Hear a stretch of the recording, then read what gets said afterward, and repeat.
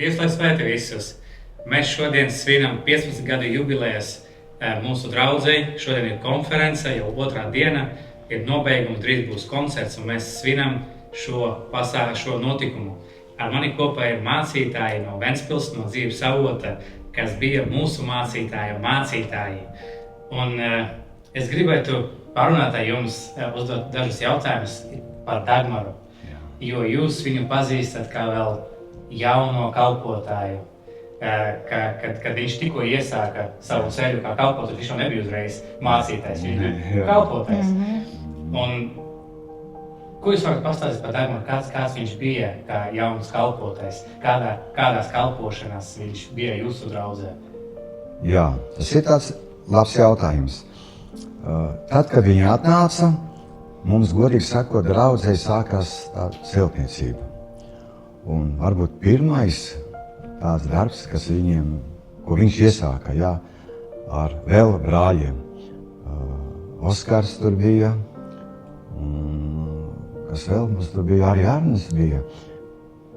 Mums jādežūrē draudzē kā kārtības sargiem, jeb parasti, var teikt, pa parastiem sargiem, naktī jāpaliek. Un viņiem bija vieniem palikt bail. Un tad viņi sarunāja kopā. Visi trīs naktī viena telpa bija, un viņi tur lūdza. Un tāda, var sakot, tā iesākas viņa tāda kalpošana. Tur jau nebija vajadzīgi ne cilvēkam, ne garīgi gudram, ne kaut kādam tur spējam, tur vajadzēja būt uzticīgiem. Un viņš bija tā sev pierādījis, ka viņš ir godīgs, kārtīgs, Es jau, godīgi sakot, brīnījos par to, jo mēs esam pieraduši, ka Roma tauta mums dara daudz un dažādas lietas un brīnums, bet viņi bija tādi godīgi. Mēs arī viņiem atļāvām, viņi bija ar mieru, un tur viņi iesāk tulkot Bībeli no latviešu valodu uz čigānu valodu. Es nezinu, cik tālu viņa ir. Jauno derību laikam. Jauno derību, viņi iesāk. Ir iztulkot, man liekas, ka viena mazīga grāmata bija viena evaņģēlija. Viņi nāca daudz vārdus prasīt, jo viņam vienkārši pietrūkst vārdu, ko pasacīt, un viņi arī nesaprata daudz latviešu vārdus, jo Bībelē ir daudz tādu veco vārdu. Tagad to nerunā neviens šodien vairs. Tā viņi tur iesāk mums kalpot. Pēc tam, varbūt nākošais, ko mēs tā atceramies, viņi iesāk kopā lūgt. Un sestdienās nāca uz lūgšanu un tieši lūdz gan par savu darbu, savām finansēm, un viņi arī lūdz par visu kopīgo čigānu tautu, lai varētu atvest viņus pie Dieva. Un brīnums notika tā, ka tad, kad viņi to sāk darīt, viņiem tajā gadā bija pirmajā gadā bija kāds 3 reizes pilsētā evaņģelizācijas sapulcs tieši viņu tautai, kur Dagmārs dabūja runāt, kalpot, No sākuma es teicu, es esmu izbrīnījies, tie cilvēki nāk pie maniem un prasa man, lai es aizlūdzu, un viņi tā man uzticas, un viņš jūtas, ka viņš nav pats cienīgs, nemaz tā, viņš tā nevērtē sevi, un viņš brīnījās. Un es teicu, interesanti, ka viņi saņem, viņi iegūst brīvību. Viņš tā bija nedaudz šokēts pats par to, kas notika. Tāds bija tas sākums. Viņš arī vēlāk jau pēc tam, viņš sāka spēlēt, viņam muzikālas dotības, jūs jau to ziniet, vai ne? Instrumentiem dažādiem viņš spēlēja, mums arī slavēšanā bija. No sākuma viņi izveidoja paši savējo slavēšanu. Viņiem bija vesela kalpošana mūsu draudzē, kur savācās tikai viņu tautību. Un viņi kopā slavēja, tāpat tā kā šodien mēs garšīgi gatavoja ēst un strādāja. Un vēlāk tad viņš arī nāca pie mums uz lielas slavēšanas, kā mēs varētu teikt tā, uz draudzes slavēšanas palīdzēja. Tā kā, viņam tas ceļš ir bijis tā no mazumiņa uz lielumu. Viņš ir bijis vienmēr atsaucīgs, vienmēr iesaistījies, nav tā, ka viņš negrib. Kas man ļoti patīk viņam, tad, kad viņš atnāca, viņi nebija ar Jogitas sarakstījušies.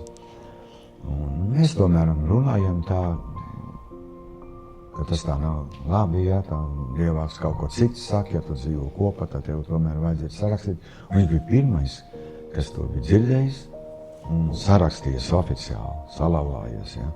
Tā kā, es gribu teikt, tā Dagmārs bija tāds cilvēks, ko es varētu teikt tā, ja viņš to saprat, ka tā Dievs prasa, tad viņš tā gribēja arī dzīvot.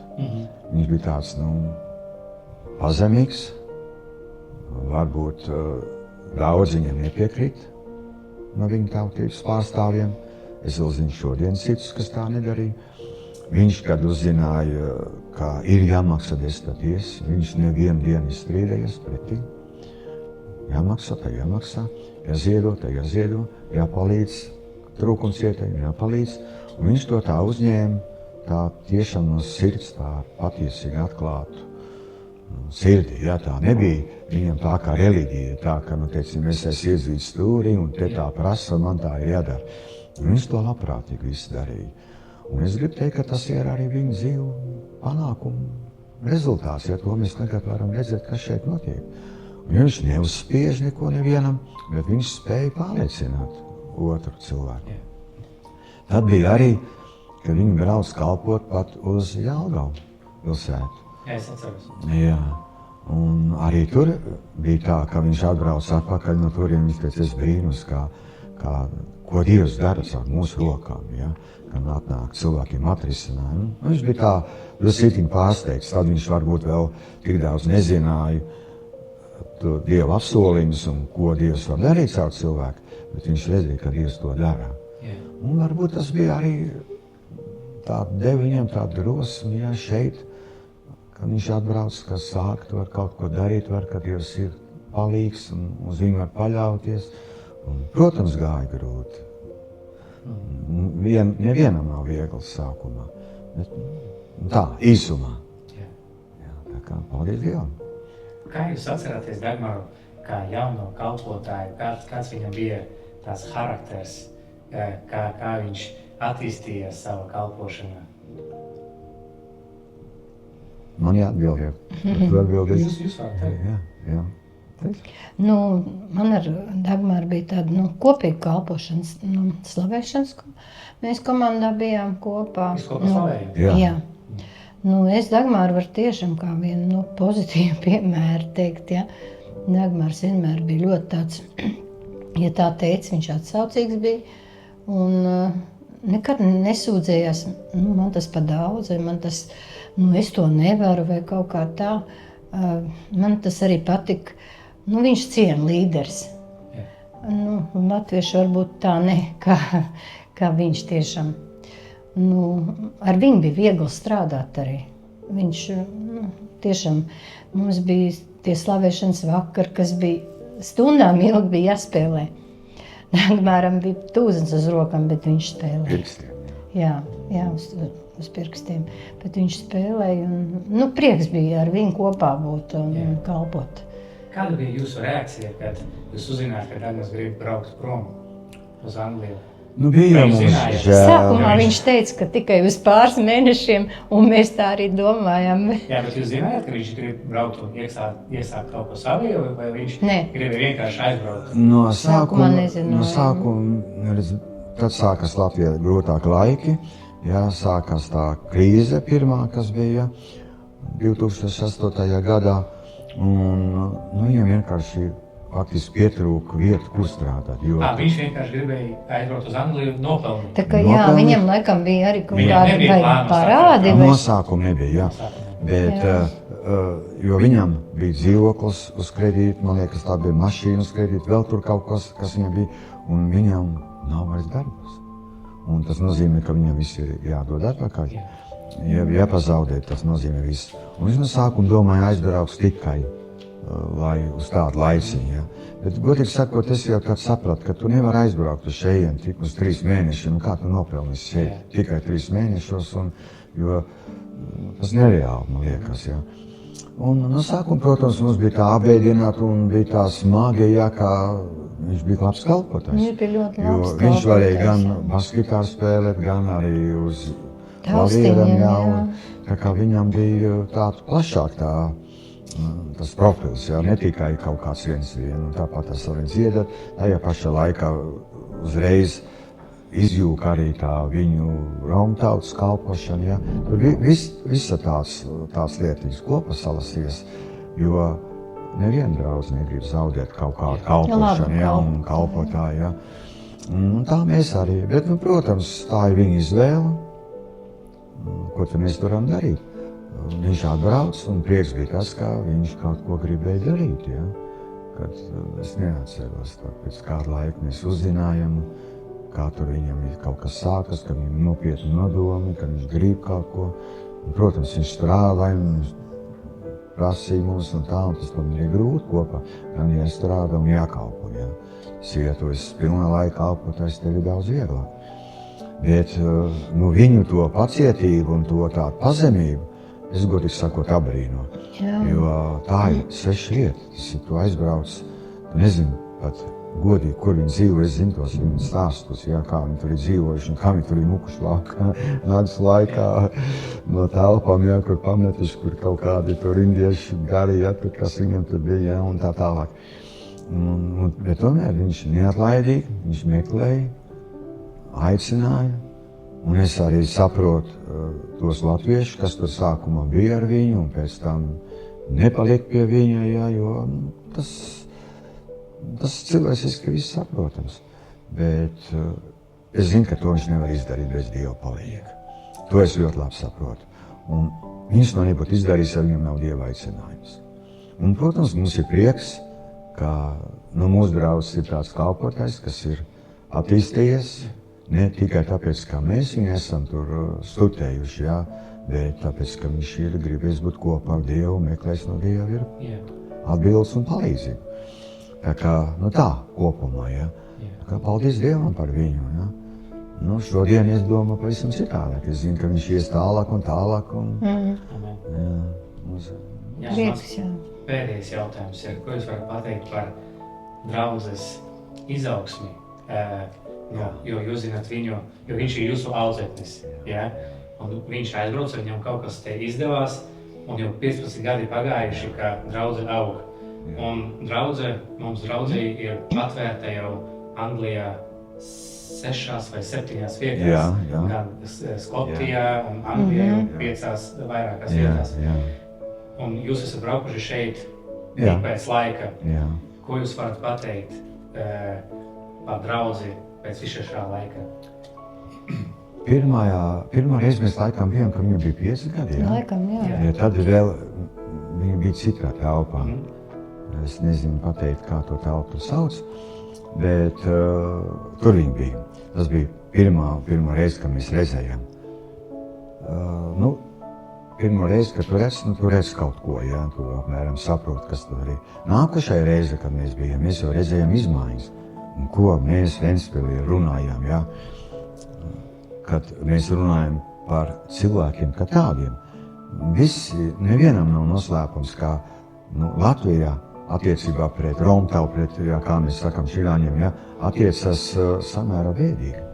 Ja, neuzticās viņām. Neviens negribēs tā nopietni kaut kādu darbību kopā ar viņu darīt, jo ir kaut kāds pamats visam tam. Tas nenozīmē, ka visi cilvēki ir slikti, bet kopumā ir kaut kāds skats. Ja? Tas ir izveidojies gadiem ejot, un tāds viņš ir. Un kad mēs atbraucam šeit, un es saku tā, tad jau es sacīju to, kad mēs bijām iepriekšējā reize, viņi jau ir labāk viens otrs nekā latvieši. Viņi ir kulturālāk. Viņi ir laipnāki. Mēs tur visi esam tā drūmi, nospiesti, tāpēc, ka tur ir tiešām grūti apstākļi. Ja? Bet ne jau arī te ir viegli. Arī te ir savas grūtības un savas smagums. Bet kopā ar Dievu viņi ir tā pārmainījušies, ka es gribu teikt, es skatos arī uz šo mācītāju modeli, ja, kas viņiem acis spīd, acis deg, ja, un viņi visam citi cilvēki. Un tas ir tas patīkamākais, un es zinu, ka to var izdarīt tikai Dievs. Un lai to viņš varētu izdarīt, viņam ir vajadzīgs tas kāds cilvēks, ar ko tas tiek pasniegts, ar ko tas tiek izdarīts, un šajā gadījumā tas ir Dagmārs. Mēs nevaram sacīt, ka tie paši cilvēki izmainījās paši par sevi. Ja? Viņi tomēr izmainījās tāpēc, ka bija tāds cilvēks, kam sekot, un tas ir Dagmārs. Ja? Tā kā es gribu teikt ļoti, tas ir no cilvēciskā viedokļa, to varētu teikt tā, morālo stāju. Bet tajā pašā laikā mēs varam redzēt arī garīgas izmaiņas. Mēs atbraucam pirmo reizi, tad bija, man jāsaka tā, ka bija samērā smagi, pat grūti runāt. Īpaši, ja te vēl ir jāizlūdz par kādu, tad bija cilvēki, kas bija saistīti, un tās problēmas uzreiz cēlās gaisā, jā, var teikt, viņas varēja redzēt, jā. Tad šodien jau es gribu teikt tā, kur jau ir cilvēki, ko Dieva gars vadē, ko aizskar Dieva gars, kas ir piepildīti ar svēto garu, un tās problēmas varbūt kādam ir, jā, mēs atnākam no pasaules jauna, jo viss ir 15 gadi šeit draudzē, jā. Jaunam, ka tas tāds lietas kaut kāds citas ir dabiski, jā. Tā kā garīgi ir ļoti liela izaugsme, jā. Un es esmu priecīgs, ka Dagmārs ir tāds, ka viņš nesēd tikai uz lauriem vien. Viņam interesē, kas notiek Eiropa, kas notiek vispār pasaulē, garīgā lieta, kur ir kāda kalpošanas. Jā, man ir reizēm gribējis pateikt, labāk tu ar tādu kalpotāju, teiksim, neesi tik tuvs, bet viņš pats atrod, ja, man nav viņam jāsaka, ja, jo tas ir labākais, ka tev Dievs parāda un atklāja, kam tu seko un kuram ir vērts sekot, kuram nav vērts sekot, kurš ir patiesas, kurš nepatiesas, un viņš to ieraug. Tad Dievs viņu vada, viņš spēj satvert no Dievu šīs patiesības. Ja. Tā kā es izaugsmu redzu ļoti lielu. Ja mēs skatāmies slavēšanu, kāda bija tajā laikā slavēšana pirmo reizi, kāda ir tagad slavēšana, ja, un es jau gribu sacīt tā, šoreiz mēs redzējām pat gan, varētu jau teikt, veco daļu un jauno daļu slavēšanu, ja, kā jau, tad arī viņai ir izaugusi, ir daudz instrumentu, daudz kalpotāju, kas palīdz. Paldies Dievam. Mums prieks par to, jā, ļoti, man tiešām ir ļoti liels prieks. Es varu pateikt tā atklāt, iekārojam slavēšanu. Es viņam teicu, tev ir super komanda. Un tas kaut ko prasa, jā. Un es saprotu, ka tā ir arī viņa dāvana, ko viņš ir ielicis savējos, un kas ir noticis, jā, teiksim, kā jūs sakat, augļi, jā. Tur tiešām to var redzēt, ka tā ir izaugsme. Un par to ir liels prieks. Ir tomēr jāmāk slavēt Dievu. Jā. Ne tikai dziedāt dziesmas, ne tikai spēlēt instrumentus. Ir pielūdzējis, tā ir sirdslieta, nevis prāta vai talants spējas. Jā, tas nav tā kā koncerts, bet tur tiešām man prieks. Un paņemt, ja teic tā, ievest pārējo cilvēku, jā, teiksim, to zāli, kurā tu esi, ievest slavēšanā, pielūgsmē. Tas ir, ne visiem tas izdodas. Šodien ir daudzas draudzes. Viņš jau to ir iemācījis saviem sekotājiem. Jā. Jūs notvērt, kāds ir šobrīd garīgais, teiksim, līmenis vai stāvoklis draudzēm, kā to pārmainīt, jā, lai cilvēki, kas ir atnākot ar savām grūtībām, no tām var tikt vaļā un ieiet Dievu klātībā. Paldies Dievam, ka viņš to spēja. Jā, tiešām. Paldies jums par jūsu laiku, paldies par jūsu vārdiem. Es domāju, ka Dagmārs noteikti noskatīsies šo video. Un paldies jums, ka no jūsu draudzes tāds audzeknis iznāca un ir tagad mūsu mācītājs. Jā, Dievs svētī. Dievs, lai jūs svētī bagātīgi. Bet mēs iesim tagad slavēt un godināt Dievu tālāk. Tā.